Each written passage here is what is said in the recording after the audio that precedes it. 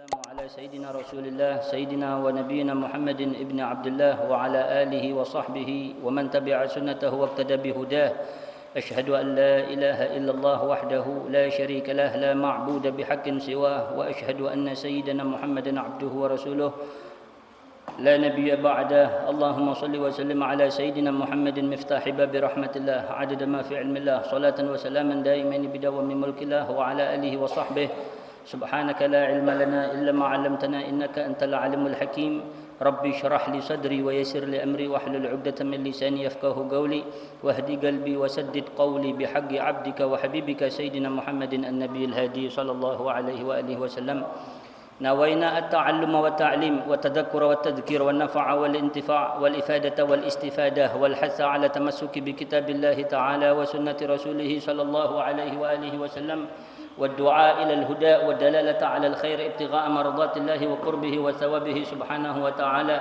اللهم إنا نسألك العلم اللدني والمشرب صافي الهني وهب يا غني وهب يا غني اللهم أغننا بالعلم وزينا بالحلم وأكرمنا بالتقوى وجملنا بالعافية يا أكرم الأكرمين ويا أرحم الراحمين اللهم إنا نسألك فهم النبيين وحفظ المرسلين وإلهام الملائكة المقربين يا رب يا كريم يا رب يا رحيم وصلى الله على سيدنا محمد النبي الأمي وآله وصحبه وسلم والحمد لله رب العالمين رضي الله عنكم وقال سيدنا الإمام قطب الدعوة والإرشاد وغوث العباد والبلاد الحبيب عبد الله بن علوي الحداد di dalam kitabnya fi kitabih an-nasihud diniyah wal wasaya al-imaniyah melanjutkan pembahasan kemarin ya mengenai perhatian kita akan apa yang kita ucapkan daripada doa dan zikir. Kemarin sudah disebutkan bahwasanya beliau Al-Habib Abdullah Al-Haddad mengatakan hendaknya kita berusaha ya atau mengusahakan untuk memahami dan mengerti atau mentadaburi makna yang terkandung dalam setiap zikir atau doa kita. Dan begitu juga kita dianjurkan untuk berusaha memiliki sifat yang terkandung di dalam zikir dan doa kita kepada Allah Subhanahu wa taala. Kemarin sudah disebutkan permisalan tatkala kita mengucapkan subhanallah dimisalkan oleh Imam Haddad tatkala kita mengucapkan subhanallah maha suci Allah hendaknya hati kita itu mumtali al-qalbi bitanzihillahi wa ta'zimi. Hati kita itu penuh dengan bentuk pensucian akan segala keagungan Allah subhanallah maha suci Allah. Hati kita penuh segala maha suci bagimu wahai Allah dengan segala kemampuanmu dengan segala kekuasamu terhadap seluruh makhlukmu ya. Segala hati kita penuh dengan perasaan seperti itu. Dan juga kemarin sudah disebutkan bahwasanya tatkala kita berzikir alhamdulillah segala puji bagi Allah hendaknya hati kita mumtali al-qalbi bisana'i 'ala Allah taala wa syukrih. Hati kita penuh dengan pujian dan syukur kepada Allah Subhanahu wa taala. Alhamdulillah segala puji bagi Allah bersyukur kita penuh segala puji bagimu ya Allah akan setiap ketetapan yang telah engkau tetapkan kepadaku akan setiap keputusan yang engkau sudah bagi untukku akan setiap rezeki yang sudah engkau tetapkan untukku dan seterusnya ya kita senantiasa jadi kata Imam Haddad ini maksudnya tatkala kita bersyukur alhamdulillah hendaknya hati kita itu juga penuh perasaan syukur. Jangan kita bersyukur alhamdulillah tapi hati kita kayak tidak terima dengan sebagian ketetapan Allah. Paham ya? Tatkala kita bermunajat kepada Allah, Rabbighfirli, ya Allah ampuni dosa saya, tapi hati kita niat untuk mau melakukan suatu maksiat yang lain atau niat untuk mau menipu orang atau niat mau melakukan suatu bentuk pelanggaran kepada Allah Subhanahu wa taala. Jangan seperti itu kata Imam Haddad. Kata Imam Haddad supaya zikirmu, supaya doamu diterima dan mempunyai efek yang besar pada dirimu ya, hendaknya tatkala kau berzikir apapun yang kau zikirkan itu kau betul-betul merasakan hal yang seperti yang kau zikirkan itu. Kita mengucapkan Rabbighfirli, ya Allah ampuni dosaku ya Allah. Bagaimana keadaan orang minta mohon ampunan kepada Allah Rabbul Alamin? Seperti itu. Betul-betul kita penuh hati kita tatkala kita Rabbighfirli, ya Allah ya Tuhanku, ampuni hambamu ini. Perasaan kita, hati kita penuh dengan harapan kepada Allah, sekiranya Allah mau mengampuni dosa kita, dan kita takut kalau seandainya Allah tidak mengampuni dosa kita. Nah, itu harus ada perasaan seperti itu. Paham ya? Jadi kita betul-betul tawajjuh kepada Allah itu, bertawajjuh itu menghadapkan diri, bukan cuma lahiriah kita, bukan cuma lisan kita, tapi hati kita juga penuh dengan perasaan seperti apa yang kita ucapkan daripada munajat kita. Itu harus diusahakan seperti itu. Nah, penting berarti ya untuk memahami apa yang kita ucapkan itu penting. Penting, Pak. Ya, di antaranya belajar bahasa Arab. Ya, penting bahasa Arab itu. Loh, Allah berfirman di Al-Qur'an, Pak. Inna anzalnal Qur'ana Arabiyyan la'allakum ta'qilun. Kami telah turunkan Al-Qur'an itu. Al-Qur'an ini mukjizat Nabi yang paling besar, Pak. Mukjizatnya seluruh anbiya wal mursalin yang paling mulia, yang paling agung ya sudah Al-Qur'an, Pak. Paham ya? Al-Qur'an ini Nabi itu mukjizatnya banyak, Pak. Mulai dari sebelum diangkat menjadi nabi ya, yang namanya irhasad dan seterusnya itu. Banyak mukjizatnya Nabi, di antaranya membelah bulan, ya, hewan berbicara dengan ucapan manusia yang fasih, batu-batuan bersaksi bahwasanya tiada Tuhan selain Allah dan Muhammad utusan Allah. Bahkan diriwayatkan sebagai ada seorang Arabi datang sama Rasulullah sallallahu alaihi wasallam, "Ya Muhammad, kalau memang biawak ini bisa ngomong bersaksi siapa kau, saya beriman sama engkau." Langsung biawak yang dibawa itu, ya Dhab sini. Siapa saya? Engkau adalah Muhammad utusan Allah, gini disebutkan. Dan saya beriman kepada Allah dan engkau Muhammad sebagai utusan Allah dan seterusnya. Masuk Islam, Pak. Banyak mukjizatnya baginda Nabi sallallahu alaihi wasallam, dan mukjizat paling mulia baginda Nabi adalah Al-Qur'an. Allah berfirman, "Telah aku turunkan itu Al-Qur'an dengan berbahasa Arab supaya kalian berakal." Sudah diakui, Pak ya, orang kalau menguasai bahasa Arab insya Allah gampang menguasai bahasa yang lain, Pak. Antum kalau sudah bisa menguasai bahasa Arab, insya Allah di dalam memahami atau mempelajari bahasa yang lain itu mudah, Pak. Mudah, karena bahasa Arab itu detail, Pak. Detail, ada satu kosakata, untuk satu kosakata maknanya banyak, ya. Ada yang banyak tergantung penggunaan kalimatnya. Ala kulli hal, bahasa yang sempurna, sampai Nabi nas ya, sudah dinas oleh Nabi bahwasanya lughatu ahlil jannah lughatul arabiyyah. Bahasa penduduk surga adalah bahasa Arab, Pak. Berarti masuk surga harus bisa bahasa Arab? Ya enggak. Ya. Orang nanti yang amal solehnya banyak ya, nanti masuk surga otomatis sama Allah diberikan kemampuan bisa berbahasa Arab. Seperti itu ya. Cuman memang untuk bisa belajar bahasa Arab di dalam agama Islam, di dalam syariat Islam itu dianjurkan, sangat dianjurkan untuk bisa berbahasa Arab. Pak, dulu Islam ini menjadi peradaban dunia selama 7 abad. Itu orang Romawi, orang Persia, orang kufar itu kalau bisa berbahasa Arab, loh ini tertulis dalam sejarah, Pak ya. Kalau mereka bisa berbahasa Arab itu bangganya setengah mati. Bangga sekali, Pak. Bisa berbahasa Arab itu. Zaman dulu ini. Sekarang kita sudah dirubah semuanya, Pak. Ya. Jadi bahasa bahasa barat ya. Bahasa Arab, Pak, bahasanya Al-Qur'an, bahasa mulia itu ya. Kalamullah pakai bahasa Arab. Ya, ala kulli hal. Kemudian wajtahid fil huduri ma'allah, kata Imam Haddad. Dan berijtihadlah, bersungguh-sungguhlah, berusahalah kalian di dalam hudur ma'allah. Hudur ma'allah, menghadirkan Allah dalam setiap zikir dan munajatmu, dalam setiap doamu. Hudur ma'allah dalam majlis, dalam setiap aspek kehidupan kita. Kita hadirkan Allah dalam kehidupan kita, dalam rumah tangga, dalam pekerjaan, menghadirkan Allah.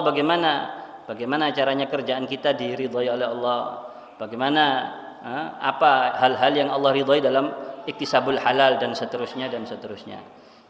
Ya, wa tadabbar ma'ani ma taqulu, dan tadabburilah atau fahamilah atau resapilah makna-makna yang keluar daripada munajat, daripada zikir dan doamu kepada Allah Subhanahu wa taala.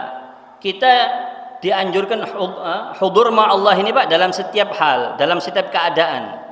Dalam keluarga kita, dalam keadaan apapun, kita kalau perlu dalam berjalan, bagaimana jalannya yang diridhai Allah, yaitu jalannya baginda Nabi.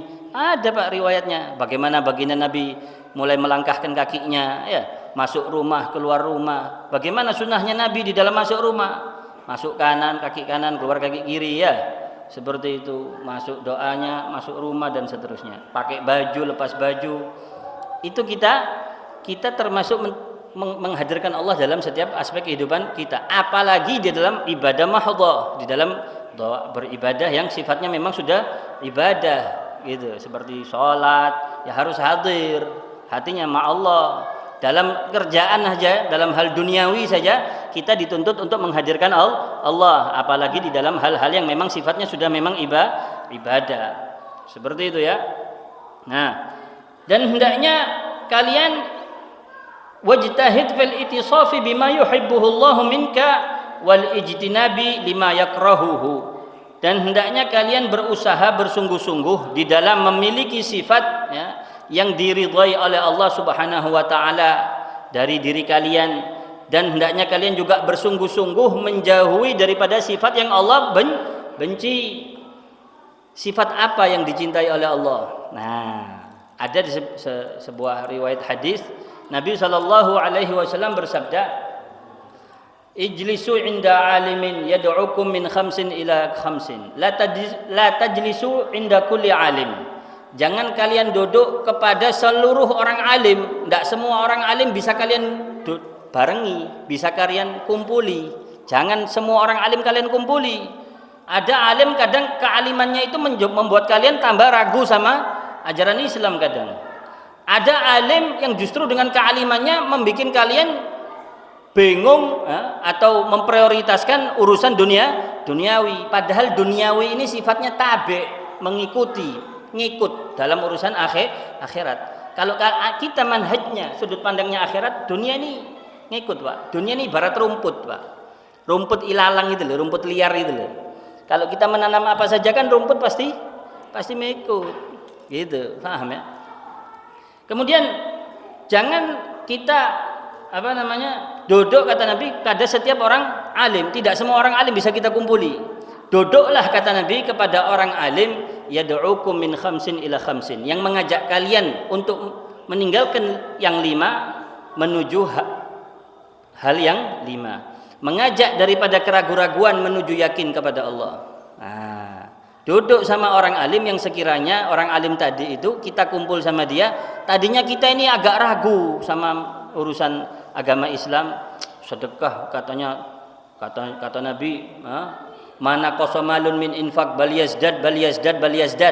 Tidaklah berkurang harta seseorang daripada bersedekah, bahkan bertambah. Ini hadisnya Nabi Pak. Tidak mungkin berkurang harta seseorang kalau sedekah Pak. Bahkan bertambah kata Nabi sallallahu alaihi wasallam. Paham ya? Ragu, masih tidak kurang yakin. Nah, jadi apa caranya? Kalau kita kumpul orang soleh, tidak mungkin Nabi bohong sekian. Kita diajarkan dan seterusnya, sehingga kita bertambah kemantapan hati kita. Di antaranya ini di antaranya. Banyak lagi di antara hadis-hadis Nabi ya, bahwasanya semua yang Allah perintahkan dan Nabi sallallahu alaihi wasallam anjurkan itu pasti membawa manfaat, baik zahir batin, dunia akhirat. Seperti itu ya. Kemudian duduklah kalian kepada orang alim yang mengajak kalian daripada ragu menuju yakin, mengajak kalian daripada sombong menuju tawadhu, ya, mengenal diri, ya.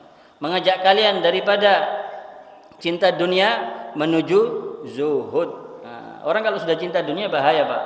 Disebutkan dalam sebuah riwayat, dunia dan akhirat itu Pak ibarat barat dan timur. Kalau kita motivasinya sudah dunia, pasti kita menjauhi sisi yang barat. Kalau kita sudah motivasinya dunia, kita menjauhi sisi akhirat. Kalau kita motivasinya akhirat, pasti kita sisi dunianya akan terkurangi, seperti itu. Paham ya? Kalau betul kita menuju Allah, pasti urusan duniawi kita tinggalkan sedikit-sedikit, Pak. Gitu. Paham ya? Demikian. Ala kulli hal, kata Imam Haddad di sini, berusahalah kalian di dalam memiliki sifat yang Allah cintai apabila sifat tersebut ada pada diri kalian. Dan hendaknya kalian berusaha juga untuk menghilangkan sifat-sifat yang Allah benci. Di antaranya tadi ragu-ragu, cinta dunia, sombong, apalagi banyak lagi ya, dan hasud, iri, dengki dan seterusnya. Ya. Kemudian sekarang kita memasuki bab mengenai islahul qalb. Nah, pembenahan hati. Urusan hati di dalam Islam itu, Pak, adalah urusan yang paling penting. Di sini beliau mengatakan wasrif inayataka ila amril qalbi wal batini, dan fokuskanlah segenap perhatianmu menuju urusan yang berkaitan dengan batin dan hati, kata Imam Haddad. Fokuskan secara penuh. Bagaimana keadaan batinmu dalam amal perbuatanmu? Mau hadir majelis, apa niatnya kau? Mau sedekah, apa niatnya kau? Mau apapun, mau pakai baju, apa niatmu? Mau menjalankan sunnahnya baginda Nabi SAW, apa niatnya? Seluruh amalan kita, bahkan yang mubah seperti makan, minum, kalau kita niatkan ibadah karena Allah, Pak, minum, kita niatkan supaya mensyukuri nikmat Allah dengan merawat anggota tubuh kita daripada penyakit. Kalau tidak minum, loro-loron kok ya. Dan kemudian supaya kita menjadi kuat ya untuk beribadah, untuk ta'lim dan seterusnya. Daripada niat-niat salehah, nilainya yang mubah pun bisa menjadi beribadah kalau diniati ibadah. Nah, di sini sedikit kita mau menjelaskan mengenai niat ini ya. Niat ini sangat penting, Pak. Karena innamal a'malu binniyat. Hanya saja nilai amal seseorang itu tergantung niatnya, Pak. Kita nih sampai-sampai disebutkan oleh baginda Nabi Shallallahu Alaihi Wasallam, ada dua orang hamba sama-sama sholat 2 rakaat, ya. Anggap sama bacaannya, durasinya sama, tapi ganjarannya beda karena niatnya berbeda. Nah, di sini disebutkan niat itu ada sebuah hadis ya, sebuah riwayat, niatul mu'min khairun min amalih. Niatnya seorang yang mukmin itu lebih baik daripada amal solehnya itu sendiri. Bahkan kok bisa, Bib? Niat lebih afdal daripada amal soleh. Di riwayat yang lain, niatul mukmin ablagu min amalih. Niatnya seorang mukmin lebih cepat diterima oleh Allah daripada amal perbuatan ibadahnya itu sendiri. Maksudnya bagaimana?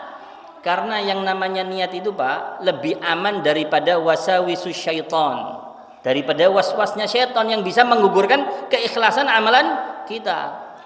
Kita nih berangkat mau hadir majelis sudah lillahi ta'ala ya, sudah niatnya untuk iktikaf di masjid, menghidupkan rumah Allah dengan zikir, dengan ilmu, memakmurkan salah satu di antara rumah Allah dengan ilmu pengetahuan Islam dan seterusnya ya.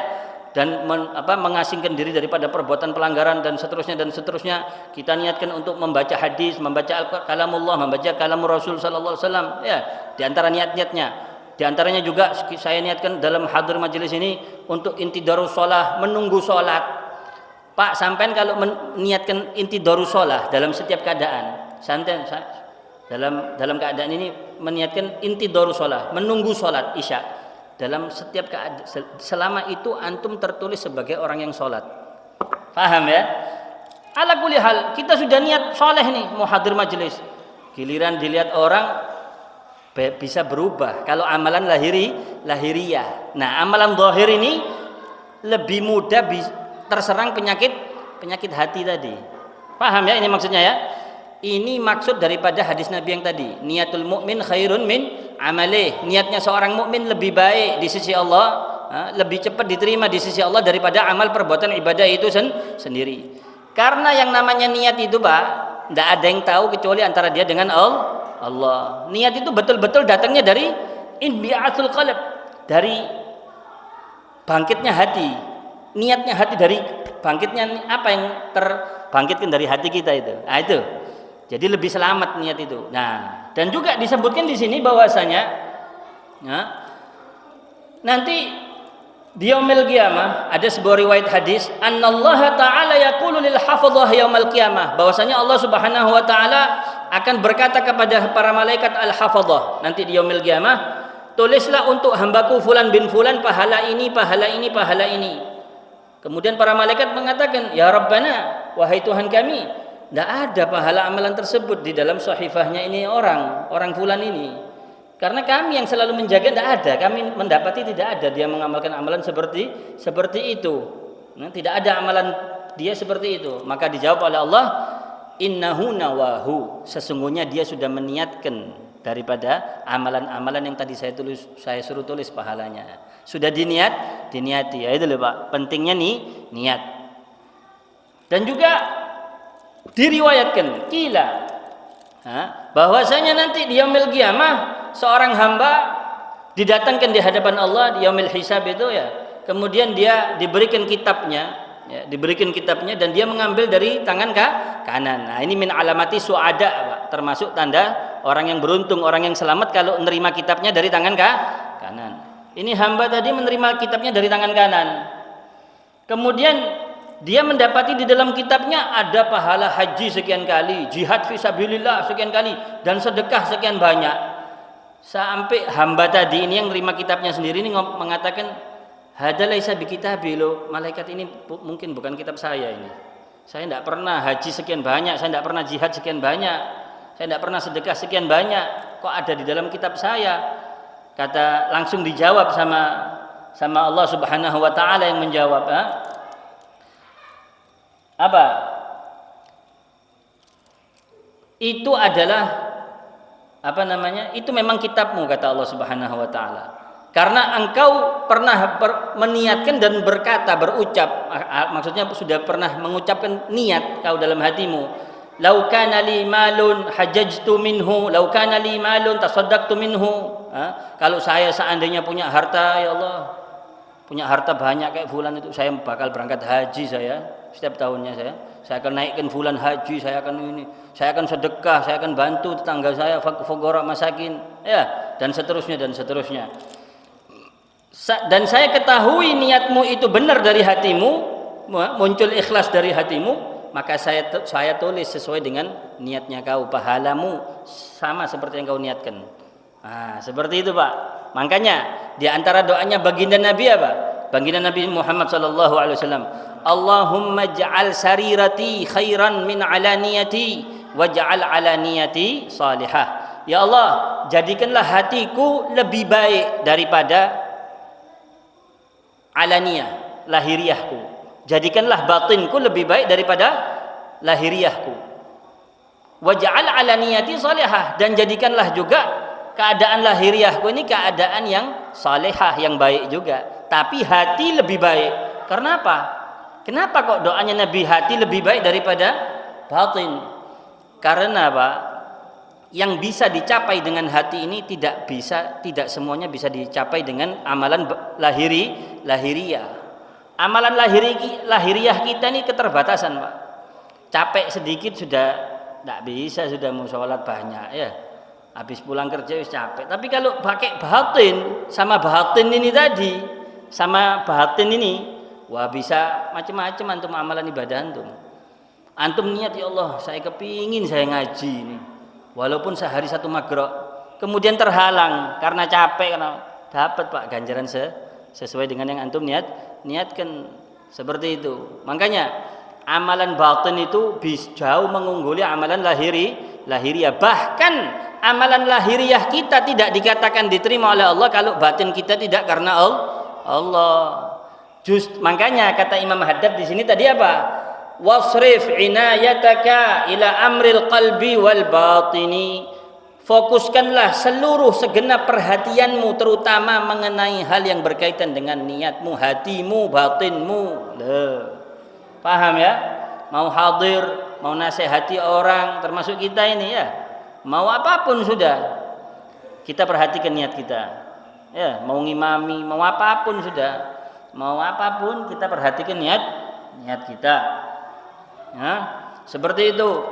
Nah, kemudian dalam sebuah hadis Nabi sallallahu alaihi wasallam bersabda, niatul mu'min ablaghu min amalih wa niatul fajir syarrun min amalih. Kata Nabi sallallahu alaihi wasallam, niatnya seorang mukmin itu lebih cepat diterima oleh Allah daripada amal ibadahnya itu sendiri.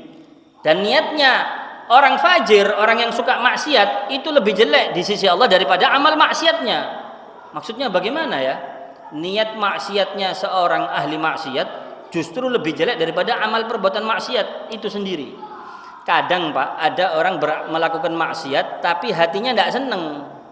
Kadang karena keadaan, ya. Kadang bukan karena keadaan, karena ikhtiar dia, tapi dia berontak sebetulnya batinnya. Ada orang seperti itu kadang ya. Nah, tapi kalau sudah diniati, tapi juga ada orang ya tidak melakukan amalan maksiat lahiriahnya, tapi batinnya tapi mendapatkan dosa yang sama sebagaimana dia melakukan maksiat tersebut, yaitu orang yang meniati maksiat. Naudzubillahi min dzalik. Paham ya?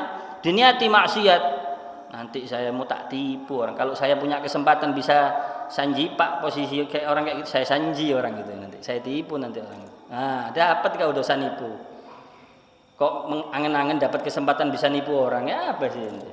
Ya, kalau saya punya kesempatan bisa merugikan orang ini, saya rugikan nanti. Jangan Pak. Ya, eman ente. Sudah dapat lahiriahnya, tidak mengerjakan, ya dapat dosanya. Ya itu, hati-hati masalah batin, bahaya ya. Perhatikan masalah batin.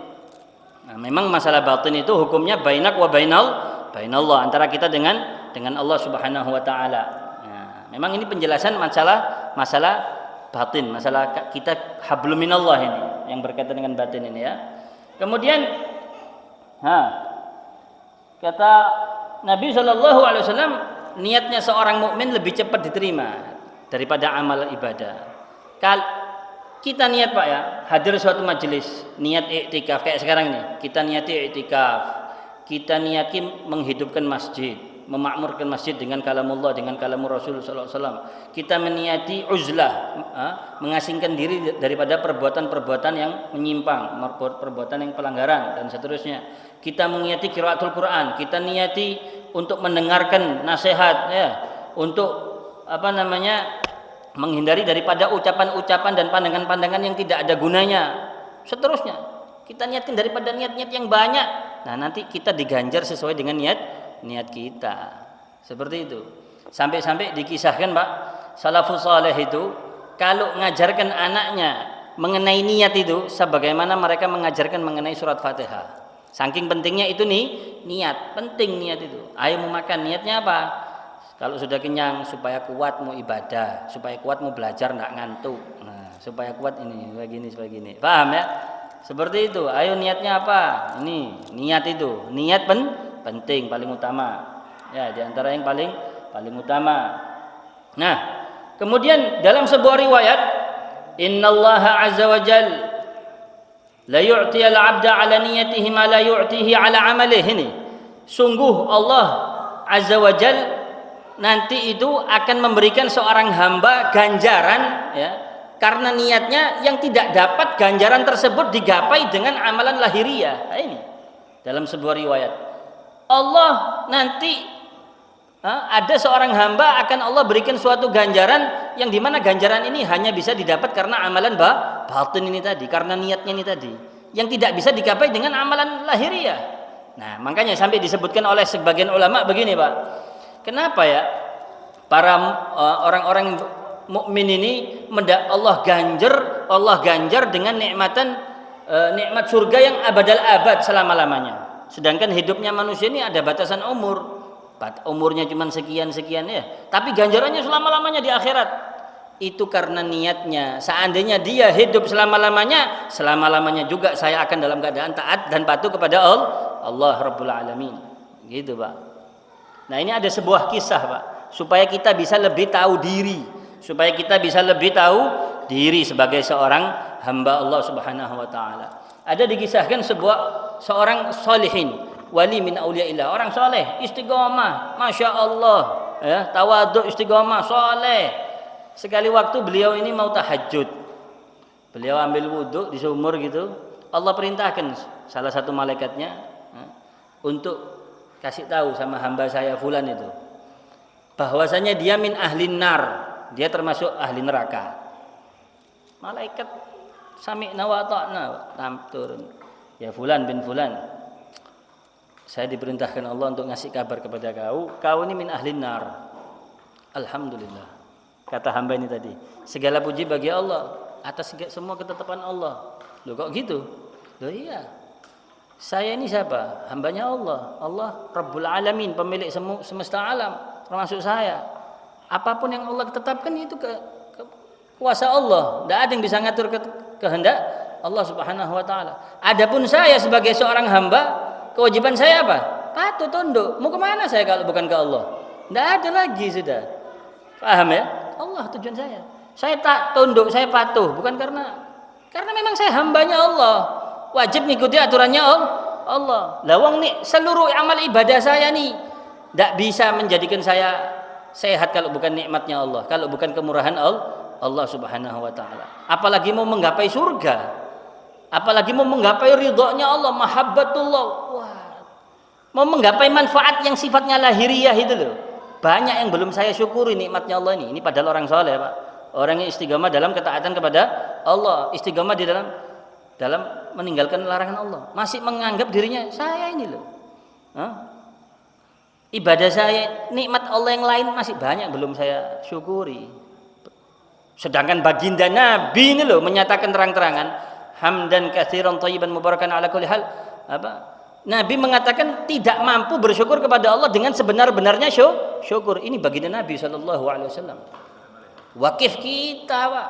Habibullah ini loh tidak bisa mengakui kelemahan dirinya, tidak mampu saya ya Allah.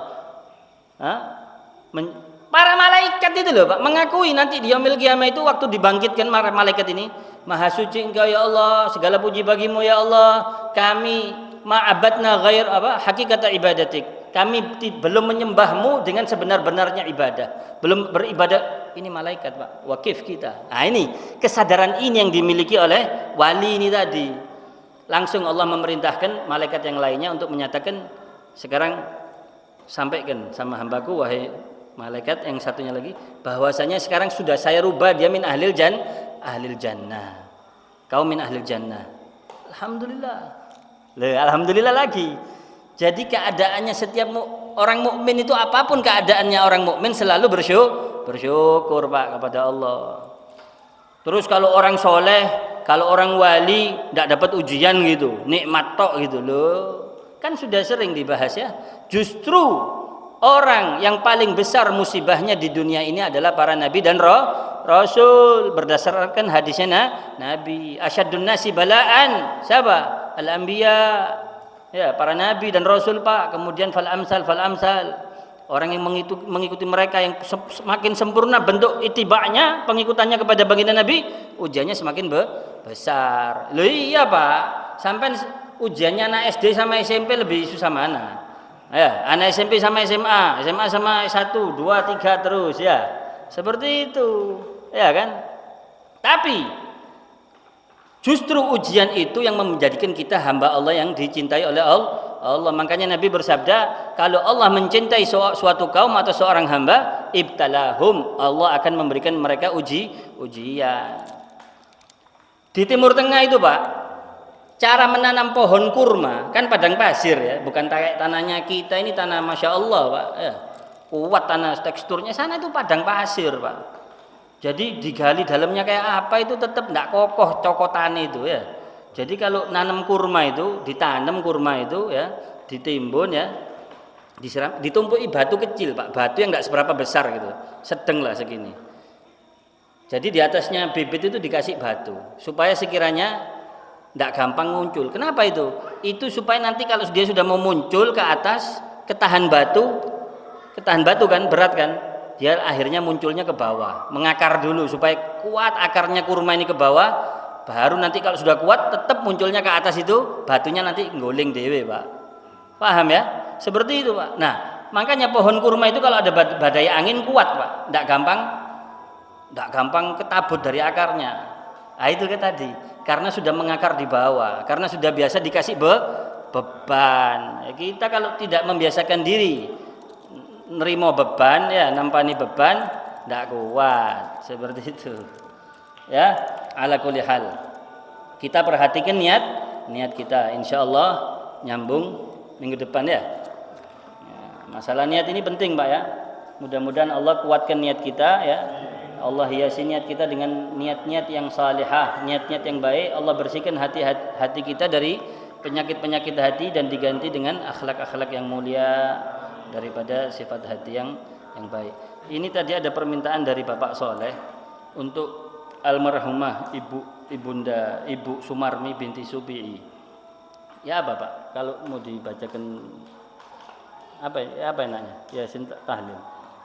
Apa Fatihah, apa gimana? Terserah antum. Pilih ikhtisar apa itu? Tahlil. Fatihah sama tahlil ya? Ya, gitu ya. Afdhalu dzikri fa'alam